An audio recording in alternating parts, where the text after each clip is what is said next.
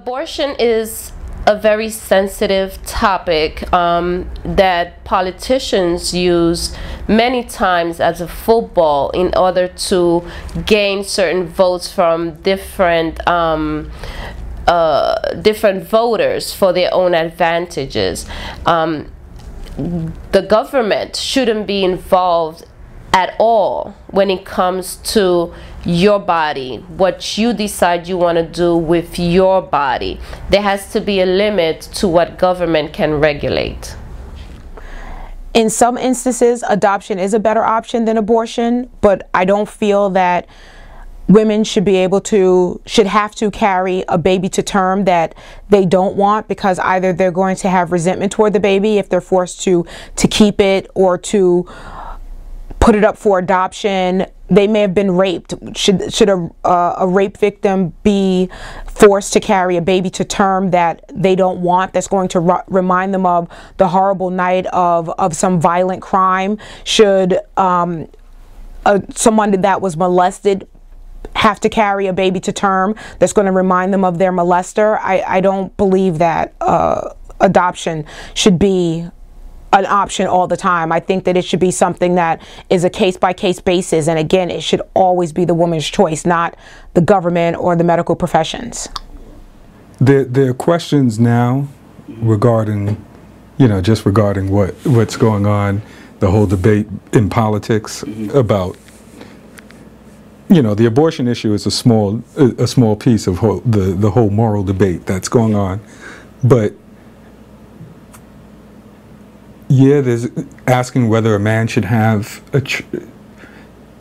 there should be questions around how men feel about the issue of abortion, because the whole debate that's going on now is amongst men. Yeah.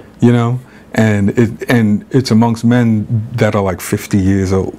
Yeah, no, I hear. And then the alternate to that is women.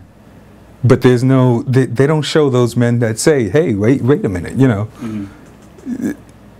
There's some of us out here, and like I said, the question isn't, it's not so black and white. There are black and white questions, but the question about abortion isn't an anti-life, pro-choice thing, Okay. It's hard to, I'm in between. When I'm at my job, I wonder sometimes if somebody asked me that, how they would react to me saying, I'm anti-abortion, but I'm pro-choice.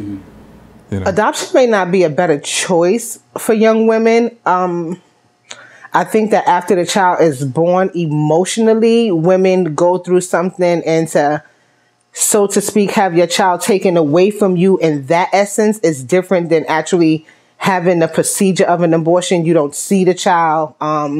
You're not so connected, so to speak, with the child. But once the child is actually born and here and you see it, and you have to hand that child over now to someone else as a possibility that you may never see this child again, if you're not mentally and emotionally prepared to do that, then maybe adoption may not be the best route for you to go.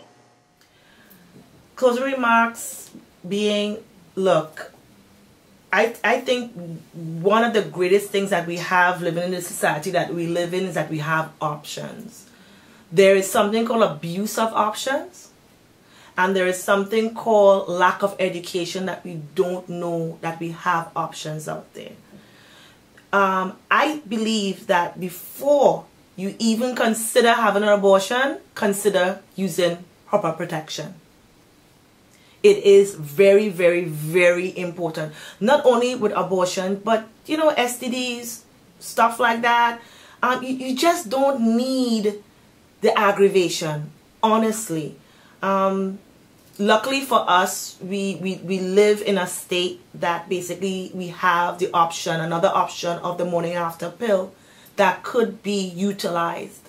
For anyone basically that needs information out there, you can go online. I mean, there are a lot of information out there. Utilize your information. And if it is that you are pregnant and you're actually considering abortion, it is something that you should sit down and discuss with someone who is I would say, doesn't have a vested interest. It could be a psychologist. It could be, psychiatrist. It could be someone from your local clinic. Someone who doesn't have a vested interest, but someone who can give you basically the hardcore facts and basically tell you what, you know what, you need to make the decision what you want to do. And when you make a decision, promise yourself that you're not going to go back there again, and you're going to do it right the next time. The arguments that are going on now just seem to be,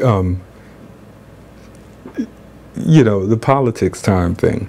And they seem to be a clever way for the Democrats to move the argument away from the financial crisis and into something that the Republicans can't win. Okay, I would say to the younger generation, because I haven't seen it all. Every day there's something new.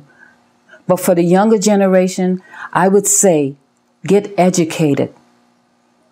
If you must have sex, use some sort of birth control, because it's your body and it's going to be your child. And maybe one day you may be a grandparent or a mother, and you may have to tell your child the same thing. So you have to be educated. You have to do something with your life first, or get a career first, and then decide to have a family where you can provide for them. Well, when you're young and you're 12 and 13 years old and you're a child, raising a child is very difficult, I would think. So I would think read books, talk to people, get brochures, go to birth control. There's a lot of programs. There's a lot of things out there for both boys and girls. But you have to be educated on abortions and other things in the world. That's what my advice to be. And if you are in a fix or you are in a jam and you're pregnant right now as you're watching this, call Planned Parenthood. Call an uncle, call an aunt, call someone that you can confide in, because I know this must be a difficult decision for you, and I can understand what you're going through. And opposed to making the wrong decision where you try to go like in a back alley or go to these people that's not professional, where you're going to end up hurting yourself, I think that you should talk to someone. And, it's hard and the decision is difficult, but you're human and everybody makes mistakes. Nobody's perfect. So I would seek help from someplace. As far as abortion goes, do you feel government should play any role regarding how many abortions a woman can have? No. The question has to kind of broaden. Obviously, citizens should have the right to do whatever they want and many times that they want, and they don't have to register with anyone who they are, how many times they're having an abortion or when they're having an abortion. I think you mean the question as it relates to people on public assistance or using some kind of public health care or private health care to get an abortion. If you're using private health care and your health care provides you with an abortion or pays for an abortion or whatever else, there shouldn't be any limit, and I don't believe there is.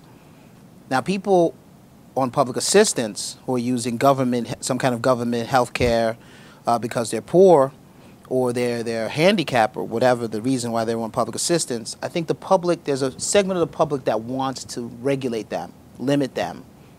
I don't think the government should be able to do that, and I think it becomes a slippery slope when you allow something like that. Each person receiving assistance from the state or the government, whether it be in food stamps, welfare, or health insurance, has a responsibility to use those funds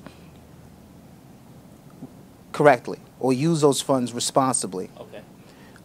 If the government wants to set regulations in certain ways to make sure that people do that, they should be able to do that. But it should always err on the side of the people who have the freedom to do what they want. They shouldn't be limited to not do it. I'll give you an example. Someone would say, okay, after 2 abortions or 3 abortions in a certain amount of time, the government shouldn't have to pay for it. But if a person's on public assistance as it is, a child is far more expensive to the state than the abortion would be. I see what you're saying. Okay. So you're not saving any money. Those decisions are usually based on people's moral feelings, how they feel about a person having multiple abortions. So once you talk about that, once it gets to the line of how you feel, how we feel morally or personally about that person having abortions, the financial conversation comes out of it. a child is definitely more expensive than an abortion.